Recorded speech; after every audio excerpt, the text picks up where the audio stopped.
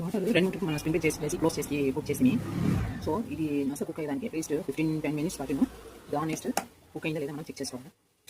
Check చేసినాక cook అయ్యింది next మనకి దానికి తగిన salt. So this is the salt. మనకి ఎంత కావాలి అంత సాల్ట్ వేసుకోవాలి. దాని నెక్స్ట్ మసాలా పెట్టేసి దాని వెనుక 1/4 స్పూన్ వేయించిన మిరపలు ఉంది ఇంట్లో. అది వేయించిన మిరపలు జస్ట్ కొంచెం.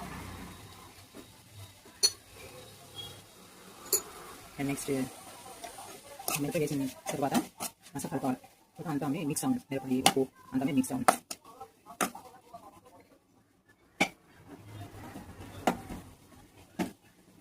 మిక్స్ అవ్వండి. దాని నెక్స్ట్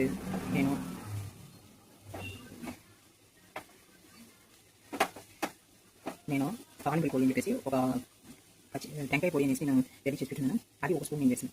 ఈ మరి క్యారెట్ పొడియలు, బీట్రూట్ పొడియలు, నెక్స్ట్ బిటర్ గార్డ్ ఈ మరి పొడి చేసినప్పుడు ఈ ఒక పొడి నేను వేసాను. అప్పుడు దీనికి హైలైట్ టేస్ట్.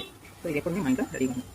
సో దీంట్లో కూడా మామూలుగా నెక్స్ట్ మిరపడి అంతా మిక్స్ అయ్యింది. ఈ పొడిలో కూడా గార్లిక్, ఎండిపోయిన కొబ్బరి ఉంది కదా, ఎండిన టెంకాయ అది అంతా మిక్స్ అవ్వండి. కొంచెం సాల్ట్ కూడా వేసింది. అది స్టోర్ చేసి పెట్టేసి నేను ఫ్రిడ్జ్ పెట్టుకుంటాను. అది మరి బీట్రూట్ పొడియలు, క్యారెట్ పొడియలు, బిటర్ గార్డ్కి అంతా ఆ పొడిని యూజ్ చేశాను. Next it is going to get ready now.